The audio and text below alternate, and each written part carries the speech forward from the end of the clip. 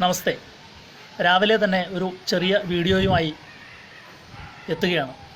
കാരണം വലിയ രീതിയിൽ കിടന്ന് കറങ്ങുന്ന ഒരു നുണപ്രചാരണം ഇപ്പോഴേ തന്നെ അങ്ങ് പൊളിച്ചേക്കാം എന്ന് കരുതി മാത്രം വന്നതാണ്. അത് ഇത്രയേ ഉള്ളൂ, വലിയ സംഭവങ്ങളൊന്നുമില്ല. അത് അക്ഷരാഭ്യാസവും മറ്റും ഇല്ല എന്ന് മനസ്സിലാക്കാൻ വേണ്ടിയാണ് ഈ വീഡിയോ നിങ്ങളുടെ മുന്നിലേക്ക് ഞാൻ തരുന്നത്. അതായത് ശ്രീരാമൻ ജനിച്ചത് കാഠ്മണ്ഡുവിലോ നേപ്പാളിലോ പാകിസ്ഥാനിലോ ഉഗാണ്ടയിലോ ഒന്നുമല്ല. ശ്രീരാമൻ ജനിച്ചത് വാത്മീകിയുടെ മനസ്സിലാണ് എന്ന ഒരു വലിയ ഖണ്ഡികയും അതിനൊപ്പം വാത്മീകി ഇരുന്ന് അദ്ദേഹത്തിൻ്റെ നാരായം ഉപയോഗിച്ച് രാമായണം എഴുതുന്ന ഒരു ചിത്രവും വെച്ച് ഒരു കൊച്ചു വീഡിയോയും അല്ലെങ്കിൽ ഒരു നിശ്ചല ചിത്രവും കുറേ നേരമായി ഇന്നലെ മുതൽ കിടന്ന് കറങ്ങുന്നു. അത് കണ്ട് മടുത്തു. അതങ്ങ് പൊളിച്ചേക്കാം എന്ന് കരുതി വരികയാണ്. രാമായണം ജനിച്ചത് രാമൻ്റെ മനസ്സിലാണ് എന്നാണല്ലോ അവർ പറയുന്നത്. അത് മനസ്സിലാക്കുന്നവരാണ് യഥാർത്ഥ ബുദ്ധിമാൻ, ബാക്കിയുള്ളവർ മുഴുവൻ പൊട്ടന്മാർ എന്നാണല്ലോ പറഞ്ഞു വരുന്നത്. എങ്കിൽ ഇപ്പോഴേ തന്നെ പറയാം, രാമൻ ജനിച്ചത് വാത്മീകിയുടെ മനസ്സിലല്ല. കാരണം വാത്മീകി ചിതൽപുറ്റിൽ നിന്ന് പുറത്ത് വന്നതിന് ശേഷം കിളിയെ കണ്ട കഥയൊക്കെ അവിടെ നിൽക്കട്ടെ.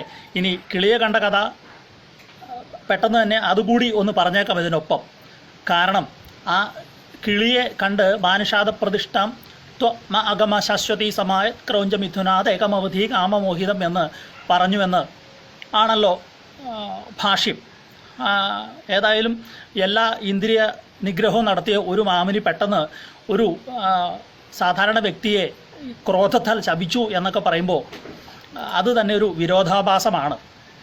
ഇനി ആ ശ്ലോകത്തിന് തന്നെ മറ്റൊരു അർത്ഥം അതാണ് ശരി എന്ന് പറയുന്ന വലിയ വിചക്ഷണന്മാർ നമ്മുടെ ഇടയിൽ തന്നെ ഉണ്ട്, വലിയ മഹാഗുരുക്കന്മാർ നമ്മുടെ ഇടയിൽ തന്നെ ഉണ്ട്. അതായത് മാനിഷാദ ലക്ഷ്മി സമേതനായ ശ്രീരാമ, ലക്ഷ്മി സമേതനായ മഹാവിഷ്ണു, ഇവിടെ സന്ദർഭവശാൽ ശ്രീരാമ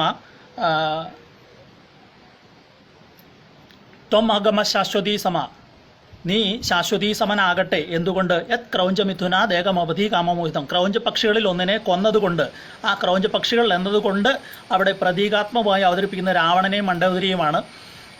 മറ്റ് പല അനാവശ്യമായ ചിന്തകളാലും പ്രവർത്തികളാലും കാമമോഹിതപ്പെട്ട നീ ആ രാവണനെ കൊന്നതുകൊണ്ട് ശ്രീരാമ നീ ഈ ലോകത്തിൽ എല്ലാവരുടെയും ഉള്ളിൽ ശാശ്വത സമനാകട്ടെ എന്നാണ് അർത്ഥം. ആ ശ്ലോകത്തിൻ്റെ അർത്ഥമെന്ന് വലിയ അറിവുള്ളവർ പറയുന്നുണ്ട്. അപ്പോൾ വാത്മീകിക്ക് മുൻപേ യുഗയുഗാന്തരങ്ങളായി ശ്രീരാമൻ ജനിച്ചുകൊണ്ടേയിരിക്കുന്നു എന്ന് ഒരു അർത്ഥം പറയേണ്ടി വരും.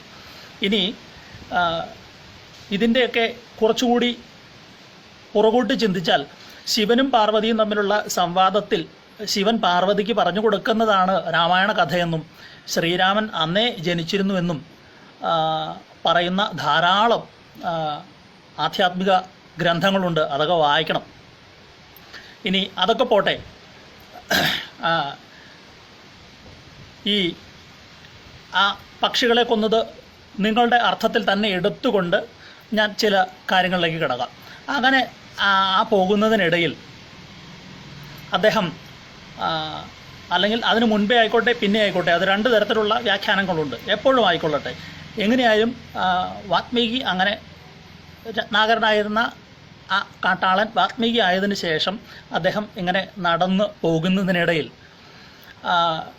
ശ്രീ നാരദരെ കാണുകയും നാരദരോട് ചോദിക്കുന്നുണ്ട്, കോൻ അസ്മിൻ സാമ്പ്രതാം ലോകേ ഗുണവാൻ കശ്ച വീര്യവാൻ ധർമ്മശ്ച കൃതജ്ഞശ്ച സത്യവാക്യേ ദൃഢവ്രത എന്ന് വച്ചാൽ ഈ ലോകത്തിൽ ഗുണവാനും വീര്യവാനും ദൃഢചിത്തതയും സത്യസന്ധനുമായിട്ടുള്ള ഒരു വ്യക്തി ഉണ്ടോ എന്ന് നാരദരോട് വാത്മീകി സംശയം ചോദിക്കുകയും ആ സംശയത്തിന് ഉത്തരമായി താങ്കൾ അയോധ്യ എന്ന സ്ഥലത്തേക്ക് ചെല്ലൂ. അവിടെ ദശരഥൻ്റെ മൂത്ത പുത്രനായ ശ്രീരാമനുണ്ട്. അദ്ദേഹം എല്ലാം തികഞ്ഞ ഒരു 100% നിങ്ങൾ ഈ പറയുന്ന ഗുണങ്ങളൊക്കെ ഏകദേശം ഒത്തുചേർന്ന ഒരു വ്യക്തിയാണ്, ഒരു മനുഷ്യ അവതാരമാണ്. അദ്ദേഹത്തെ പോയി കാണൂ എന്ന് പറയുകയും ചെയ്തു എന്നാണ് പറയുന്നത്. അപ്പോൾ രാമൻ്റെ കാര്യം ഇനിയൊന്ന് ചിന്തിക്കുക. വാത്മീകിയുടെ മനസ്സിലാണോ രാമൻ ജനിച്ചത്? അപ്പോൾ അതിനു മുൻപേ ശ്രീരാമൻ ഉണ്ടായിരുന്നു അല്ലേ? അല്ലെങ്കിൽ ഈ നാരദൻ അദ്ദേഹത്തിന് ഇങ്ങനെയൊരു കാര്യം പറഞ്ഞു കൊടുക്കേണ്ട കാര്യമുണ്ടായിരുന്നില്ലല്ലോ. അപ്പോൾ അങ്ങോട്ട് ചെന്ന് ശ്രീരാമനെ കാണൂ എന്നാണ് പറയുന്നത്. അപ്പോൾ ശ്രീരാമൻ അന്നേ ഉണ്ട്. വാത്മീകിയുടെ മനസ്സിലല്ല ജനിച്ചത്. ശ്രീരാമൻ്റെ കാര്യങ്ങളാണ് വാത്മീകി എഴുതുന്നത്. അതിൽ ഭാവനകളുണ്ടോ ഇല്ലയോ എന്നൊക്കെ വാത്മീകിയോട് തന്നെ ചോദിക്കണം. അല്ലെങ്കിൽ അത് ഈ പറയുന്നതൊക്കെ സത്യമെങ്കിൽ വാത്മീകി എഴുതിയിരിക്കുന്നതും സത്യമെന്ന് വിശ്വസിച്ചേ തീരൂ, വിശ്വസിച്ചേ പറ്റൂ. ഇനിയെങ്കിലും അത്യാവശ്യം സംസ്കൃതം പഠിക്കുക, രാമായണം വായിക്കുക, അതിൻ്റെ അർത്ഥം മനസ്സിലാക്കുക. എന്നിട്ട് പോരെ ഇമാതിരി പരമവിഡ്ഢിത്തമൊക്കെ ആരോടോ ഉള്ള അമർഷത്തിൻ്റെയും ദേഷ്യത്തിൻ്റെയും അസഹിഷ്ണുതയൊക്കെ പേരിൽ ഈ പോസ്റ്റുകളാക്കി ഇടുന്നത്. വെറുതെ നാണം കെടാൻ നിൽക്കരുത്. അങ്ങനെ എല്ലാ പോസ്റ്റുകളും എടുത്ത് ഓരോന്നിനും ഇതുപോലെ വ്യാഖ്യാനങ്ങൾ നൽകിയാൽ വെറുതെ നാണം കെട്ട് പോവുകയുള്ളൂ. ദയവായി ഇനിയെങ്കിലും ഇപ്പോൾ സംസ്കൃതം പഠിക്കണം എന്ന് പറയുന്നതിൻ്റെ ആ വ്യാപ്തി മനസ്സിലായല്ലോ. അല്ലെങ്കിൽ അതിൻ്റെ ആ യഥാർത്ഥ വിവേകത്വം മനസ്സിലായി കാണുമെന്ന് വിചാരിക്കുന്നു. സംസ്കൃതം സവർണൻ്റെ ഭാഷയാണ് എന്നൊക്കെയാണല്ലോ പറയുന്നത്. ഈ സവർണൻ്റെ ഭാഷ സംസ്കൃതം പഠിക്കാത്തതുകൊണ്ടാണ് ഇമാതിരി ഈ വിഡ്ഢിത്തരങ്ങൾ ഇതിലൂടെ പോസ്റ്റുന്നത്.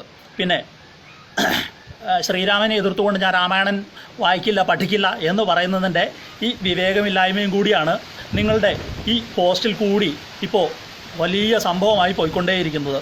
നിങ്ങൾ സ്വയം വിഡ്ഢിയാകരുത്. കുറച്ചെങ്കിലും പഠിച്ചിട്ട് അതിനെ വിമർശിക്കാൻ ശ്രമിക്കൂ. തൽക്കാലം ചിരി വരുന്നു. തൽക്കാലം നന്ദി, നമസ്കാരം.